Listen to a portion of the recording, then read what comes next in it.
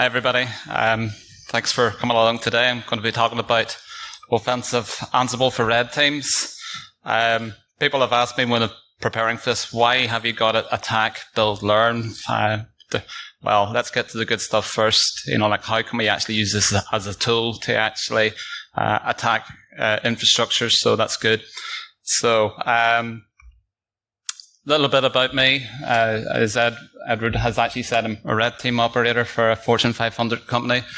Been in InfoSec for about 15 years now, and I've had a different sort of path into this area. Done everything from tech writing, security architecture, AppSec, pen testing, and everything else in between. Previously, bad programmer who made every mistake in the book and developing so-called new media when DVDs were a thing. Currently, I'm in a red team and I love automation. Occasional t-shirt winner, doing some stuff for other organizations like CERN, and this is what I get in return. So good stuff. Also like cycling, not very fast, but I'm there anyhow. Okay, so talking about today, DevOps tooling and principles for offensive purposes. So just to break that down a bit, I think that red teams are changing, and if they're not, they should do. If there's a lot more development now, it's based on DevOps principles, agile, all of that sort of thing. We need to follow suit. And I'll be talking about how those principles and some of the tooling, things such as like Ansible, how they can be used for offensive purpose. So, as I would call it, using it in a professionally evil manner. Full disclosure, I used to hate automation, or most so some attitudes to it. I remember being challenged one day by an individual where I work at, why haven't we automated you out of a job? This is when I was doing AppSec pen testing, and the expectation that you could automate absolutely everything to do with security. Good luck with that. So joined a red team, and I found that in order to actually break things and achieve operational goals, I'm obviously having to actually build things a lot. So that's everything from small tools to do enumeration right there up to spinning up some attack infrastructures. So it's pretty good for that. I'm not a programmer as such, but we know enough to get by, which is good enough. Okay. Why do I actually like all things DevOps from an offensive security perspective? Automation is the big thing for me. I have done a lot of stuff where it's a manual, laborious activity where you're setting something up the hard way. Maybe that's good if you're learning something from scratch. For instance, as we'll go into more depth later about how to actually set up an Active Directory in an automated fashion. That's okay if you need to learn it once and learn the principles behind it. But if you're doing that again and again and again, it just gets a bit boring and it's not the best use of your time. So, just to prove a point in here, let's take a look at this one. If you want to actually spin up maybe some stuff in a virtual box, or if you're going to do it with Terraform, you have a lot of manual work to do in here. Potentially if you're downloading ISOs and things like that, installing prerequisites, adding Active Directory roles, all of that lovely good stuff. That's going to take an age. The stuff I'm going to be showing you today is, albeit it's actually based in a local lab environment with VirtualBox and Vagrant, and then being able to configure that with Ansible. It's largely machine time where you just tell it what you do, what you want to do, and off it will go. Go grab your lunch, coffee or whatever, and come back within about 2 hours for a specific setup that I've got for you here, which will be pretty good. But there's also other ways I've been able to speed that up in the cloud. But today, it's just literally going to be a local lab that I've got here. And you can probably tell I like cats, so you can. Okay. Speed and consistency. I just want the thing done quickly. For instance, if you need to spin up a machine in the cloud with Terraform, it's done like that. Even better than doing it locally, which is really, really nice. People are human. We all make mistakes. And if you've got a long list of tasks to do to spin up a server or a series of servers, what's the chance of maybe overlooking something or thinking, oh, I'll do without it? That's when you're going to get problems that you have to actually fit back, debug things. If you're doing it the automated way with tooling such as Ansible, it's the same thing done over and over and over again, which is nice. And also, this frees us up to get on with the business of hacking, or as I call it, hacker sysadmin. We want to be learning new things. We want to be achieving operational goals. So Ansible can help with all of this, can be used for more exciting things beyond hacker sysadmin. But let's see what we can do with it. So what really is Ansible? It's the easiest way to explain it. It's an IT automation tool. It covers configuration, provisioning, application deployment, etc., whereby you actually have one main machine that actually controls a bunch of other servers, etc. And I would call that the Ansible controller. Its job is to say, right, okay, I've got a real estate here of X number of servers. I want you to do these jobs for me in this order and just go with it. So it's pretty neat for that sort of thing, automation. How does it differ from Terraform? I've been asked that quite a bit. And there's maybe some crossover in some small areas, but I'll show you where I think those limitations are later. Terraform is actually to build the actual infrastructure. And that's just basically getting the raw machines up and running. For instance, later in a demo, you'll be able to see where I've actually taken a bunch of ISO files, downloaded off the web, and then using a tool called Vagrant locally. It does that spinning up. Terraform's sort of similar. It will actually get your machine up and running, but it's not necessarily configured how you actually want it to do the tasks you have in hand, whether that's actually a phishing server, we call it the C2 channel, whatever. Okay, so I would say that the two tools are actually very, very complementary. Another question I've been asked is that why fixate it on Ansible, Leo? There are other tools such as Puppet and Chef. I'm not going to disagree with any of those tools. I'll be really honest, folks. I haven't used them a whole lot. But the big thing I would say that about Ansible, why I actually like it in comparison to those other tools, it's agentless. And what that really means is that if I want to control a couple of hundred, maybe a couple of thousand servers, I don't need to install anything specific on those boxes. If they're Windows, I can communicate over Windows RM. And if I'm on anything that takes SSH in the Linux/Mac world, that will actually work. Integration perspective, although it's maybe independent of tools such as Terraform and Vagrant for getting that raw machine up and running, it works very, very well with that. I think it's just a great handover. You've built the raw machines. Now actually let's configure them to go to war. Everything is defined in simple text files. They call them YAML, or yet another markup language, something like that. I can't remember. Some people have actually said that it's a declarative language. I'm going to disagree with that. I would say it's procedural. It's largely on the basis that you tell it what you want, and you don't need to be worried about what's going on behind the scenes. So if you've issued a command to talk to X number of servers, in the background, it's running maybe a lot of Python stuff after it's made an SSH connection, or it's running PowerShell if you're in a Windows world. It isolates you from all of that sort of stuff. It's got a series of modules. There's hundreds of them. I think it's docs.ansible.com. It will just mention hundreds of different modules that you can actually utilize. Really, really good source of information. So, with that out of the way, what is it that makes Ansible work? And there's loads of terms. I'm not going to cover all of them, but the basic sort of building blocks, first of all, is what we call roles. And that's really like a collection of tasks that have a common purpose.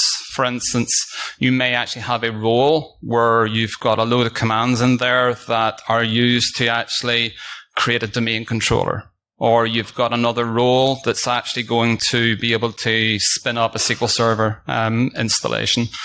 Obviously, there's going to be a lot of individual tasks associated with that, but logically, they're grouped into roles. So you can see on screen here, hopefully it's reasonably easy to see. If I can remember to turn this on. I've got one idea in here of a playbook, roles, common, member server, MS SQL. That looks incredibly simple. It's not just all of it. That's it. That's what they call a role, and that points to a load of tasks in the background. So you can see where a given role has a lot of support files, default files, variables, handlers that will actually trigger specific actions, such as restarting services and things like that, tasks and variables. So there's a lot of stuff underneath the hood there. The tasks, this is the bit where I call it procedural. What you've actually got in here is, in this case, this is actually taken from a role to spin up SQL Server installation. And it's just telling you, okay, well, resource name is SQL setup. Where will I find all the files that I actually need? And it's pulling these from a load of variables. So these can all be customized according to whatever way you want. Okay. So there's loads of different types of tasks that you're going to actually have in standing up an installation in here. So that's just one of them relating to SQL Server. Playbooks is where you get to sort of put things into action. All of those roles and their associated tasks, you group them together into what they call a playbook and say, right, I want you to go off and perform this role or this series of roles against this series of machines that I'm actually going to tell you about. Think of it as like a playbook is how you would have like a sort of, it's used in sport quite a lot, about how the key moves to win a game. Done the right way, we'll actually see in here today a playbook that can actually be used for offensive purposes. Think of them as the links between a list of servers and all the roles that need to actually get implemented. So, moving along, making use of Ansible in the red team, talking about it from three perspectives. First of all, attacking with Ansible, so we'll talk about accessing data, lateral and what I would also call vertical movement as well. I'm going to show you how to actually spin up an AD lab. By the way, the examples in here today are about attacking Windows and things like that. It's not a tool that's exclusively designed to be used for Windows, as talked about earlier there, about access over SSH, etc. You could use this against a Linux real estate. So it's just an isolated example today. And also we'll be talking briefly about how Ansible can be used in the cloud as well. Again, I'm talking about building a local lab, but as red teams, we do use Ansible quite a bit to configure a complete attack infrastructure. So let's talk about attack in here. So we've got a bit of a scenario in here where assume that I've got root access to a Linux server. Not picking one, all right, Red Hat. Where I've got root access to it, assume that somehow I've got access to it. And what I want to do is, can I actually utilize what I've got in here to take any of these? So we've got a domain controller, member servers, basically a catch-all term for a file server, web server, a bundle of load of stuff in here. And then obviously a Windows 10 workstation. So that's our starting point. So let's take a look at what we can actually do. Now, if I'm on that Linux box, I want to find out what on earth have I got. Something we would actually do in a red team is that when we've got a certain level of access, we want to understand where are you at? What do you have? What can you do with what you have? Where do you need to go? So like we're doing a bit of a situation rep in here. In this case, I'm just doing a which Ansible. And lo and behold, there's user/bin/Ansible. Also interested in some other key files in here. There's a configuration file. I will be talking about that file later in one of the dangerous defaults that it's actually got. Actually, I'll tell you now. By default, when you install Ansible, the configuration file has logging turned off. You have to explicitly turn it on. So if there's any defenders in the room, that's a good thing to actually take a look at first. Other bits and pieces as well. I'm looking for a host file. And I'm not talking about Etsy hosts or anything like that. I'm talking about a list of hosts that are specific to Ansible. So if this controller is controlling a bunch of machines, Technically, it's called an inventory, and that file's stored in a file called hosts. Not always in etc Ansible hosts. It could actually be in any other number of locations on the machine. So do take a look for that. Now, I'm going to hone in on the host file in here to see what goodies that it actually show me in here. An inventory file is just a list of boxes that a given controller has control over. And yes, you will see them nicely grouped up together into different sort of functional areas. Great thing about this is that whenever you want to actually attack something, or indeed use it for so-called legitimate DevOps purposes, you can aim your attack, sorry for shouting, at different parts of that inventory. You can do it to all of them. Red team scenario, not always good, but you can be more specific, focusing on maybe some subgroups or individual machines within those subgroups. So this is a roadmap to us. As it says in here, spoiler alert. The very, very nature of Ansible is to allow it to be doing a lot of admin, configuration, deployment stuff. This is actually going to have complete root/system access to anything in that real estate. So already alarm bells are ringing in here to main controllers. Interesting. But maybe that's just too obvious. I don't necessarily always want to actually go straight to a domain controller. Maybe I actually want to go after some data, because that's sometimes a lot more relevant to a red team goal. You're after data. For today's purposes in here, we are actually going to show you how we can become a domain administrator on this, dumping some hashes out. But again, there's a load of other things. People have asked me, is it Ansible that's actually vulnerable in here, or what? What other attacks have you got? But it's not like a Metasploit point, shoot, click, go. It's not an attack framework. It's a management and configuration framework for machines. And my view in this one is that if you actually have a really good handle on how to actually do stuff at the command line and how to group activities together and shell scripting and all that sort of good stuff, well then Ansible is the way to make all of that actually happening. And just a really interesting talk earlier there from Joachim and Anomaly, talking about how they actually had some scripts that actually pulled down additional components, malware, all that sort of stuff. This sort of stuff as well is going to be very, very, very good. I will be showing you a demo of how it actually can do a number of tasks. So, interesting. You can, as I said, talk about using playbooks, which is just, you say, right, here's a list of servers, here's a playbook relating to a series of roles, go off and do. You can also do ad hoc commands, which is interesting. Maybe if you want to do a bit of sit rep once you're actually on an estate. Some one-liners. For instance, in here, I'm not sure if you can see it at the bottom. Ansible all, and then I'm pointing it to my host file in here, -m's for module and setup. This will return pretty much everything known to man and woman about this box, except the patches. I'll get to that later. So it's going to tell you about everything to do with processors. It's sort of what operating system's got installed, all sorts of stuff in here. Very, very useful if you want to see if there's any other wider, bigger issues as well. And in here, system info. Again, there's nothing really new in here about this. Is not an exploit framework. It's a way of actually launching some specific commands, system info.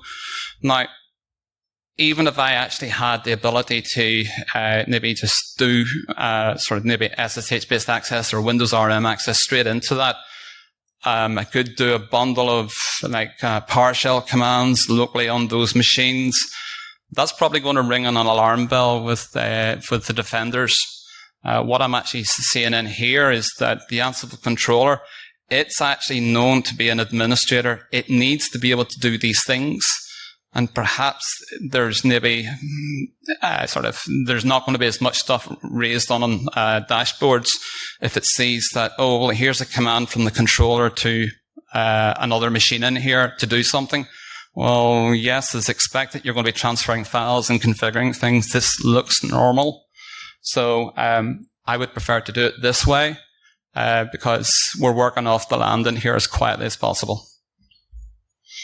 Okay, so the scenario in here that I want to show you today is that you want to be able to create a user with elevated privileges. Again, I hasten to add in here is that you're not always going to want to be going after domain admin, but for today, I'm interested in it. And we want to move laterally, so we could move to other machines in there, or we could decide, you know what, we want to go further up the food chain and go for domain admins, all that sort of stuff. So breaking things down, what do I actually need to do in here? By the way, no surprises, I came last in art class for choice of graphics and things, so bear with me in that. What I want to do in here is a malicious binary. Now, there are umpteen different C2 frameworks you could utilize for this. And yes, Meterpreter may actually pop things on dashboards. Not really too concerned about that today. It's just good for a really quick demo. Use whatever C2 framework of your choice in here. But the point is, we are actually going to get a malicious binary transferred onto our Red Hat box. And that can actually be used in a playbook. Transfer that all the way down onto a given target machine in that inventory. And then that's seen as somehow more safe because it's expected to be doing that sort of stuff. And then it's going to be calling back home out of a Meterpreter listener. Okay, so I'm not going to show you all of that stuff today. We're going to focus on really the stuff about Ansible itself. So we'll skip the bit about generating the malicious payload. So here's an interesting playbook that can be found on that box. Now, it can be found. Why? Because I put it there. Obviously, you're just going to have to be very, very careful. You're going to need to do some sit rep in there to see, well, what sort of things are actually there. You don't obviously want to go in and create a playbook with comments riddled on it, pulling this box. That's not very wise. So I've used some bits of obfuscation in here to make this kind of normal.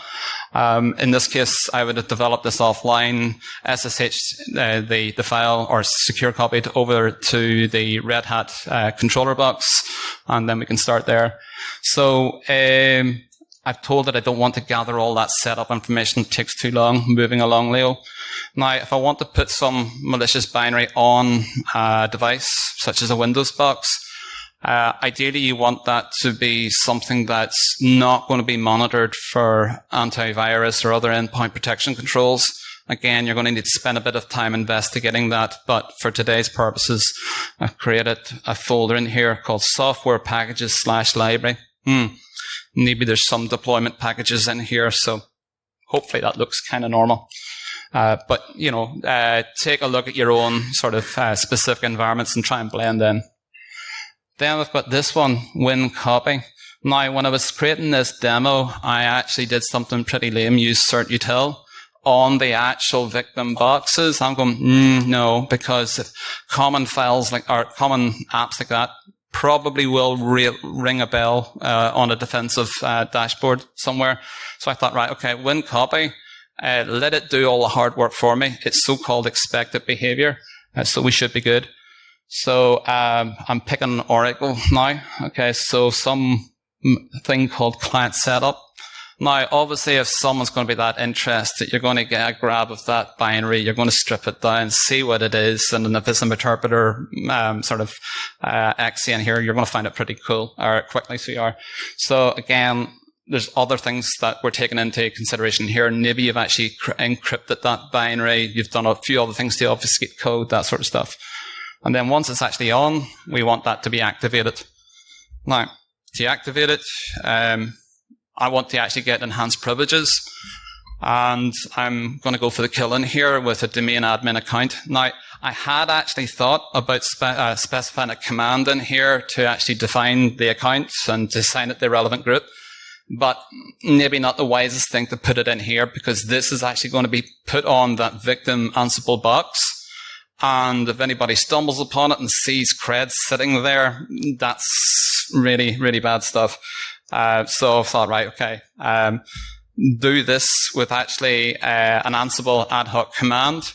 Now, again, there's going to be PowerShell logging on your Windows environment, hopefully. But again, I'm trading in here the knowledge that I've gained so far in here. that this is actually expected behavior. You may actually have processes running on that domain controller that are maybe going to be doing a PowerShell command to import a bunch of new users and assign them members of groups. Obviously, you're going to be looking out in here for anything with an enhanced level of privileges, such as domain admin, again. But the point is in here, it's better to do it this way than actually have something that will actually be quite visible inside the actual playbook. And also, stuff like that can be really, really easy showing up in Ansible log files. I will talk about log file stuff later, so I will. So those are the two ad hoc commands to create the to create the user, and then to actually give them domain admin privs. So now I want to take that playbook and let it go. Now, I'm actually being specific here in that playbook that I want it to run with those nice new creds that I've actually got, because that will hopefully return me a reverse shell in the context of that user that is specified here. Again, more obfuscation in here, sysdb utils. Obviously, you should actually have a really, really good handle on what accounts are actually in your inventory, your Active Directory, and this should actually be popping out, so it should. But again, I'm blending in here. Okay, so demo time. Sequence will not be shortened. There's some stuff later I'll actually show you is that because it depends on downloading files and things like that, it can take a bit of time, and they were speeded up, so to speak. This one isn't. Okay, so up at the top, we've actually got our session on the Ansible controller. Down in here, I've got the interpreter set up. So already fired off the commands in here to set up a user and assign them sysadmin privs. And now it's playing that playbook. It's transferring that file onto the given machine, in this case, the domain controller. Now it's activating it. And look, see down in here, we've got an interpreter session. Okay, so hopefully that'll pop up. Yeah, there we go. We can see it's in the context of this sysdb utils. And let's confirm that. Yep, that's good. And pretty lame, but it'll work in this case. Get system. And now I'm going to do a hash dump. Now, that's just for real demonstration purposes. You may want to do that a bit more stealthy, using volume shadow copy or something like that. But in this case, it was quick. It was actually easy. Again, it's all down to what you actually know about your target environment. So it is. So that's just one way of actually how to actually use Ansible for an offensive attacking perspective in there. As I said, it's really down to your own imagination and what you actually need to achieve your operational goals. So putting that inventory to work for you, there's loads of other things that we could have done in here. We could have actually set up a cron job on that Ansible controller to pull down key data from boxes in the inventory.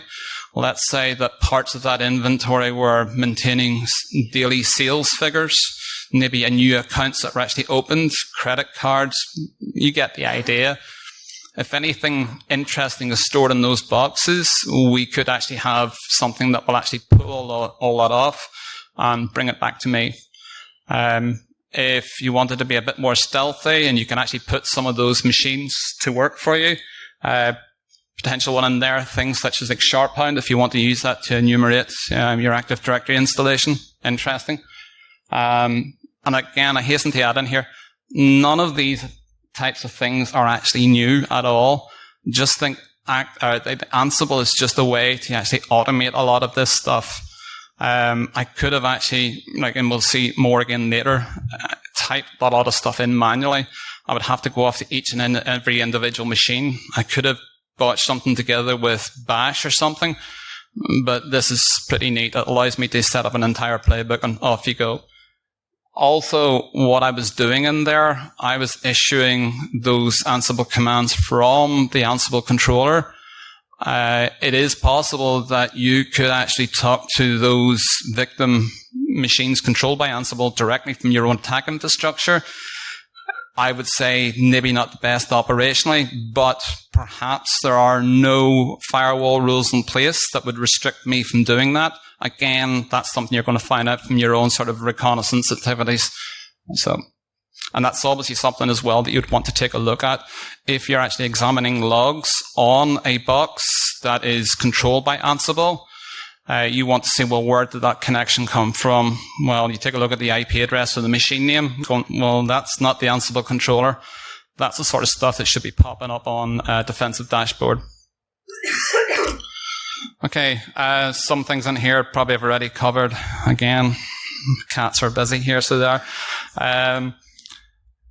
Keeping under the radar, before you do any of this, know exactly what it is in here that you're looking at. Have you any appreciation for the types of activity conducted on it? What do you know about accepted so-called normal behavior? I mentioned previously there about not using cert util on those victim boxes. Get Ansible to do the dirty work for you and use a module called win copy. It's so-called seen as normal, perhaps, in that sort of context. And it's all about blending in as well. So you saw from that playbook I actually had, it was actually going to have no creds in it. The language is pretty neutral, it looked functional, which was interesting. Defenders in here, again, apologies about the graphics, folks. We call it, hopefully there's no hoodies in here. Okay, few of the things that are sort of normal, like sort of activities for blue teams in here. Baseline, what is so-called normal behavior. That is a very sweeping term, and I apologize if that's actually sort of simplified like that. But you really, really do need to understand what is normal behavior. If you've got an inventory that's actually controlled with Ansible, you know, where is the Ansible controller? What sort of activities does it actually do? Does it normally do software installations, or does it normally add users onto systems? What is it? So just understand what you're actually doing with it. So anything outside of that should stick out. File integrity monitoring. So if anybody's creating accounts or tampering with files, good stuff to actually have on board there. Turn on logging on your Ansible controller. As I said, by default, it's turned off. Which is pretty bad. So you're going to want to take a look to see in there if Ansible is actually configured with a log file, and then go after those log files and examine them, see if there's any telltale signs in there. And obviously in a Windows environment too, you're going to need to take a look at your PowerShell type logs, and you're going to be looking as well for so-called Ansible related traffic, which is really SSH and WinRM, by the way. Like, was any of that traffic coming from something that's not designated as a controller? And again, you could maybe restrict that with some firewall rules. So, moving on to learning now. We're going to set up a local lab in here. It's all going to be based in VirtualBox. You could actually use Terraform, all that sort of good stuff. But again, this is local. If you want to be able to maybe model an environment that's going to be so-called safe, you want to model up an attack before you take it into your real attack environment. Maybe you want to try out some new cool privilege escalation type stuff, all of that sort of stuff. Having built some personal labs and things at home, this is a long, laborious process. It's good to learn to do it once, but it really is a waste of my time doing this sort of thing. I will actually be publishing some stuff up in a GitHub repo, my own personal stuff, later. Stand by for that, how to actually do all of this.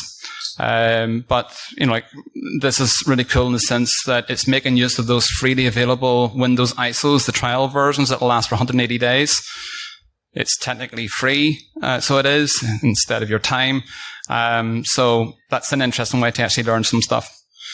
So you can see in here, my lab setup is just based again on the, surprise, surprise, those same three machines that we were attacking earlier. The main controller, a member server, and a workstation. And the really good thing about this is that if you're dealing with this 180-day trial version business with Microsoft, so what we can actually do, for instance, with Vagrant locally, we can say, right, halt everything, bring it all down, destroy those boxes, now bring them back up again, and off it'll go and get you fresh installation, and we're all rocking and rolling, which is good. Okay, so building out our boxes. I'm actually going to skip past the demo of this one in the interest of time in here today. Vagrant is something you would use locally to spin up a load of boxes. If you're doing this in the cloud, you would use Terraform. Good thing about Vagrant, if anybody's interested in it, you can actually pull down a load of pre-built boxes from Vagrant Cloud. Google that and it'll take you to it. I've actually used these in some of the demos today. It's quick and handy, so it is. So I'm just going to skip past that. That's the Vagrant file that basically tells it, okay, well, what machines do I want built with whatever networking requirements I've got? So in this case, it's a private network running inside a virtual box on a machine, which in turn is actually a 10-year-old Toshiba laptop that still actually works. So demoing here, I'll just run through it very, very quickly. I'm not going to go through all of it in here. We'll show you how we've actually taken that file and said, right, Vagrant up, go create me the raw basic machines in here. So I'm going to focus primarily on DCB sides in here. Obviously it's going to make sure that there's no port forwarding conflicts for things such as 3389 and stuff like that. So it's literally as good as that. Now, what I would say is that technically after this actually runs, you've actually got a box that you can start to log into, but it's pretty useless to us right now. It's actually not doing very much for us. So this is where I've actually brought in here Ansible. Yeah, thanks very much for bringing up the boxes, Vagrant or Terraform. But now I want to configure that. This stuff I've actually been working on for a while. I've collated a lot of stuff from a lot of different sources. Actually, one of the things that's actually delaying me actually publishing this thing up on GitHub. I want to make sure the right people get the right attribution whenever I actually publish all of this. I saw lots of different things isolated, and I thought, right, what if I bring all of this together, do this, and hopefully it'll work for me. So stand by for that. So we can see in here something that's going to actually run 3 playbooks. So that's corresponding to 3 roles: a domain controller, a member server, and a workstation. Concentrate primarily on the domain controller stuff in here. It's going to have 3 pieces associated with it. Some software I've called it. Obviously, late night didn't name it correctly. About prerequisites that it needs for a Windows server. Some stuff that's actually common for everything I'm standing up. And then the really good stuff for domain controller.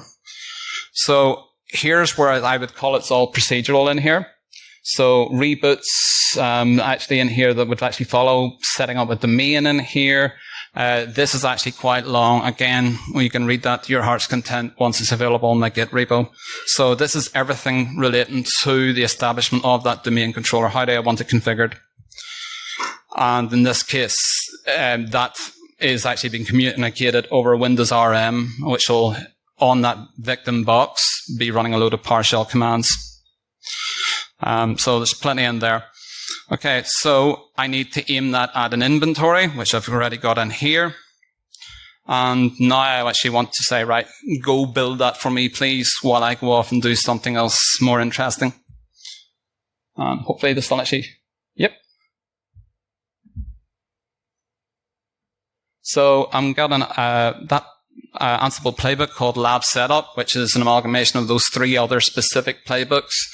Off you go and do this. Now, if you're doing this box fresh, where you still have a load of stuff to download from the web, it'll take a bit of time. So this is a shortened sequence.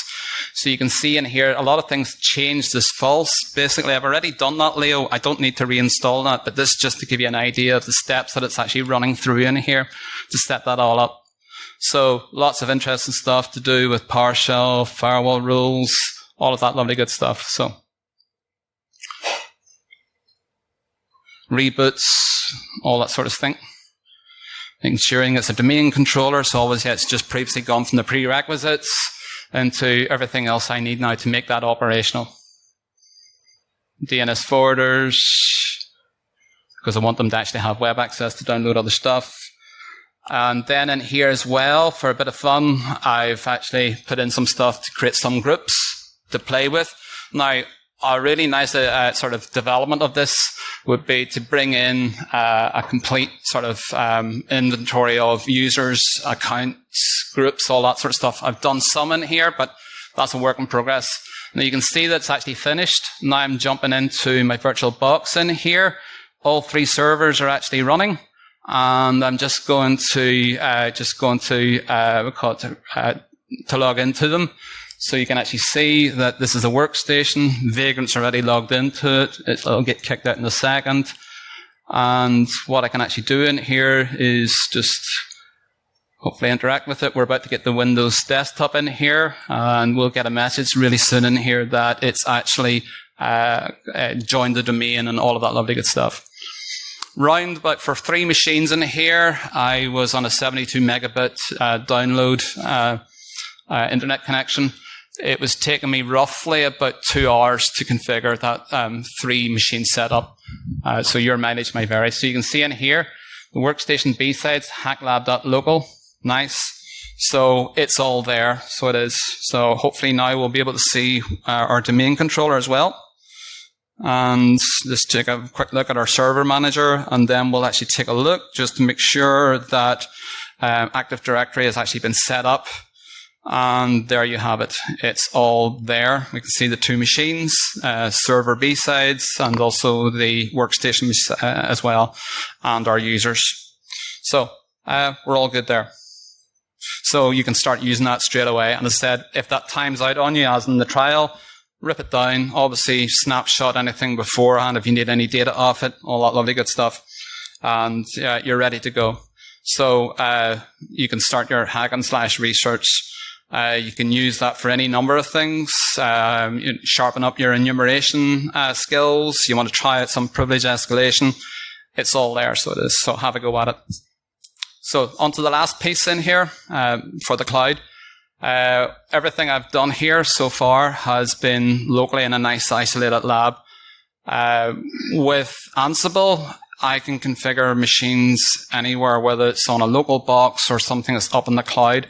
So I would say that this is going to be equally useful to us when we're actually building infrastructure up in the cloud to attack some systems coming in from the outside, so to speak. Terraform, I actually love it because you can actually spin up machines in less than a minute, the raw machines. So no messing around with local ISO files. But obviously, if you're getting into a cloud environment, you're going to have to start paying for it as well. The Terraform, good for its basic sort of deployment of the machines. Now, Terraform, if you're spinning machines up in the cloud, you can see in here, this is actually a DigitalOcean droplet. There's full accreditation to this person in here. Really, really good source about doing all of this sort of stuff. It's got a DigitalOcean droplet in here. And then this section here called Provisional Remote Exec. Now, this is where there's a bit of crossover with Ansible. You're saying, well, why on earth would you actually need this, Leo? I've got everything in here where it's going to be actually downloading Cobalt Strike, and I'm done. I don't need any of that stuff that you're talking about in Ansible at all. I would actually argue, whilst that's good for getting basic stuff up and running, what about the lifetime of your attack infrastructure? You're not just going to be spinning up a bunch of servers. You're going to want to maybe take a look at that box over time to make sure it's properly patched, or if there's been any intrusions into that as well. Also, if there's going to be any servers in there that are going to be serving up malware, etc., you're going to want to be able to pull those log files down and understand, well, how am I have actually been attacked? I've actually had that doing some stuff prepping for this last week. And just saying some stuff, attempts to brute force a web app, which is interesting. So we want to actually see those log files as well. Talked about earlier, if we're actually using that inventory to go after some really useful data on that estate, we want to be able to pull all that back. You can't really do that with Terraform. Ansible will be really, really cool for that. So while the box is doing its job, I need some stuff brought back to me. So that's where I would say that, that's where Ansible has the edge. So you can take a look in here. This one is something I crafted last night, actually, about, we've got a web server on our cloud infrastructure running Nginx. I like it because it's nice and lightweight compared to Apache. I want to actually bring back those log files. Maybe I want to pipe that into an Elk stack, or if you've got several million quid to put on Splunk, go for it. So you can see in here, it's bringing everything down from that estate, and I can actually say, well, per machine name, store that off, which is really nice. Another really interesting thing, I know I'm cutting on time in here, because configuration templates, they're nerdy words for it, are called Jinja 2 templates, and it's nothing against people with red hair, promise. I like this stuff. Let's say that you've actually got configuration files, maybe for running an Nginx web server, where you need to do a lot of customization on a per machine basis. You can copy that file over, and then you can be really useful and do some bash or sed, awk, whatever it is you want to customize that. If you actually use Ansible templating, it'll say, right, I'm taking that file, I'm moving it over, and I will customize it for you at the same time. That's a real time saver, so it is, folks. So, in summary, Ansible is a DevOps tool. Red teams, if they aren't agile and utilizing DevOps tooling right now, they should be. And the DevOps teams as well know that, or should know that this can be used for good. But if you've got an Ansible controller that's poorly locked down, poorly configured, it can actually be used as a weapon against an organization. It could actually end up being the weakest link. And also, as you saw in there, it can be used to automate some of the more mundane tasks for you, especially if you want to spin up your own local learning labs. So with that, please don't shoot me with this next slide. Brilliant timing. Yeah. Brilliant. So, any questions? Any questions for Leo? Over there in the back.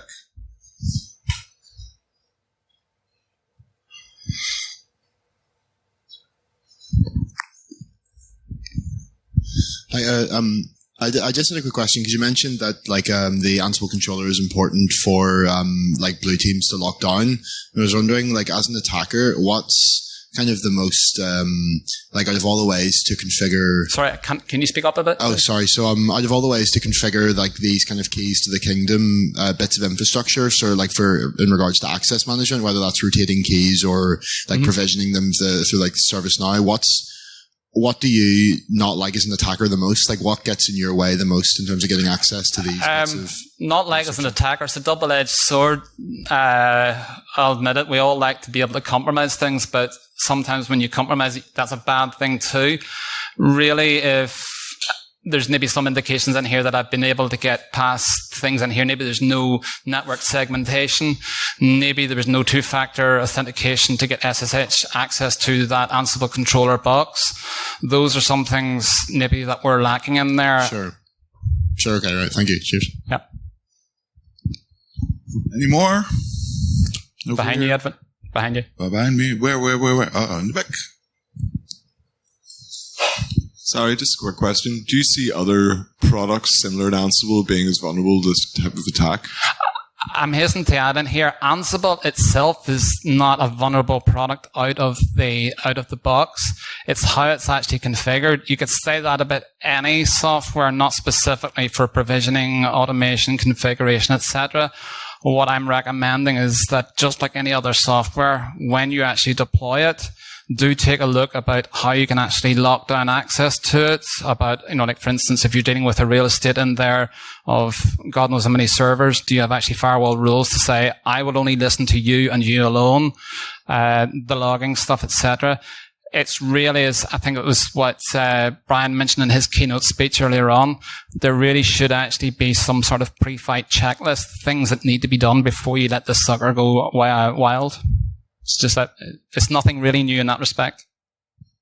All right. It's lunchtime. We're 5 minutes late. So guys, have fun, and girls with the lunch. Thank you very much, Leo, and give him a warm hand.